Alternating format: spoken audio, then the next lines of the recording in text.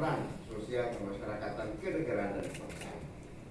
Maka NU dan Muhammadiyah telah berhasil merajut dan merawat kapasitas antara negara, pemerintah dan masyarakat, terutama mengawinkan hubungan Islam dan negara, mengawinkan hubungan Islam dan demokrasi, menyatukan dan memprioritaskan ajaran-ajaran Islam di berbagai negara yang masih menjadi masalah justru dapat teratasi dengan memajukan dan mewujudkan narasi dan praktek Islam damai, praktek Islam rahmatan lil alamin, tidak saja menjadikan Islam toleran, tetapi juga Indonesia juga berkontribusi aktif kampanye dan sosialisasi ajaran Islam damai di berbagai belahan dunia, termasuk khususnya di Amerika dan di Eropa. NU Muhammadiyah telah memberikan pengertian, contoh, dan menularkan ajaran nilai-nilai dan praktik Islam damai dan toleran kepada seluruh warga bangsa dan bahkan warga dunia, terutama kepada para sarjana, pemuka agama, dan para pemimpin-pemimpin negara di dalam melaksanakan pemerintahan dan kenegaraan. NU dan Muhammadiyah berjasa besar dalam memulihkan demokrasi dan hak asasi manusia tahun 1998, di mana transisi konflik horizontal vertikal antara dari pemerintahan Orde Baru menuju era reformasi dan demokrasi. Keberhasilan mengatasi transisi dengan memulihkan demokrasi dan hak asasi manusia, bahkan Gus Dur akhirnya menjadi Presiden Republik Indonesia yang mengatasi ancaman konflik itu. NU dan Muhammadiyah juga aktif dalam mengembangkan Islam yang berbasis tradisi dan budaya, Islam Nusantara dan Islam berkemajuan, sehingga ajaran-ajaran Islam di berbagai lembaga pendidikan di dalam jumlah yang sangat besar, mungkin dibanding tingkat global, lembaga pendidikan NU dan Muhammadiyah itu raksasa. Lembaga-lembaga pendidikan yang ada di pesantren, lembaga pendidikan formal di NU dan Muhammadiyah adalah lembaga pendidikan yang meraksasa, sangat besar dibanding negara manapun. Jumlah, kuantitas maupun kualitas pengajaran dan pendidikan adalah mungkin terbanyak, terbesar, terkokoh di seluruh dunia. Bisa dicek itu. Bagaimana jumlahnya, bagaimana cara pengajarannya, bagaimana sistem dan pengorganisasian, bisa disebut sistem pendidikan dan pengajaran raksasa, jutaan jumlah yang dikelola oleh NU dan Muhammadiyah.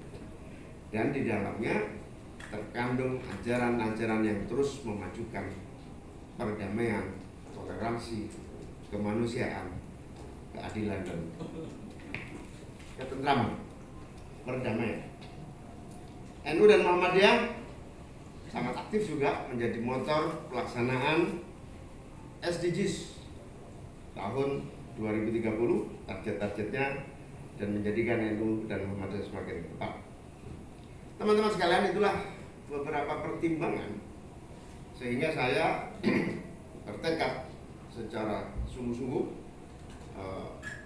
menyusun tim, membentuk kelompok kerja, menginisiasi untuk pengumpulan data-data historis dan dokumen-dokumen resmi, dan tentu di bawah bimbingan NU dan Muhammadiyah kita juga akan bersama-sama untuk menyiapkan secara lebih serius. Semakin banyak yang mengusulkan tentu semakin bagus.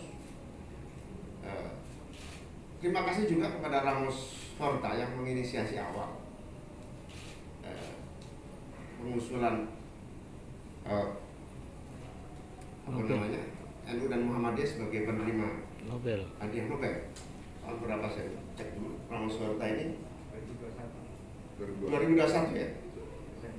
Desember 2021 Ramos Horta telah memulai menginisiasi, dan ini membuat kita harus lebih intensif karena seorang Ramos Horta saja sudah menginisiasi. Dalam waktu dekat tim utama yang kita bentuk akan tentu berkoordinasi dengan PBNU, dengan PP Muhammadiyah, bertemu dengan Duta Besar Norwegia, dan kalau pandemi sudah agak reda, saya memimpin langsung berkunjung ke Parlemen Norwegia, bertemu dengan pimpinan Parlemen Norwegia sebagai ada peluang P2P, parlemen to parlemen, untuk bisa lebih mengabulkan cita-cita ini. Saya mengajak kepada seluruh masyarakat untuk bersama-sama kita sukseskan, mendorong dan mewujudkan cita-cita yang pertama di Republik ini. Semoga NU Muhammadiyah bisa menerima Nobel Perdamaian di dunia tahun ini atau setidaknya tahun depan yang akan datang. Memang butuh waktu, butuh kampanye, butuh lobby, butuh inisiasi untuk meyakinkan semua pihak, khususnya pemerintah dan tim Nobel Perdamaian dari Parlemen Norwegia. Demikian, terima kasih atas perhatiannya.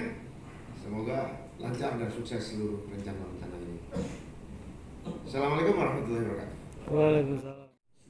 Sudah seringkali mengeluarkan fatwa seluruh Indonesia mungkin merdeka soal fatwa perdamaian dunia ini. Tapi kenapa kemudian inisiasi ini baru sekarang didorong? Mungkin Ya, namanya manusia yang pelupa ya. Saya kira kita semua lupa. Baru sadar kemudian setelah ada informasi dari teman-teman di Norwegia pada saya, loh, kenapa kok tidak muncul lagi usulan dari siapa? Timor Leste, Ramos Horta. Teman saya yang ada di Norwegia menyatakan bagus sekali kalau diinisiasi oleh Anda sendiri sebagai wakil ketua DPR dan juga sebagai komponen bangsa untuk bisa mempercepat. Sebetulnya yang saya lakukan ini karena dapat kontak dari teman-teman sana supaya lebih cepat. Oke, mungkin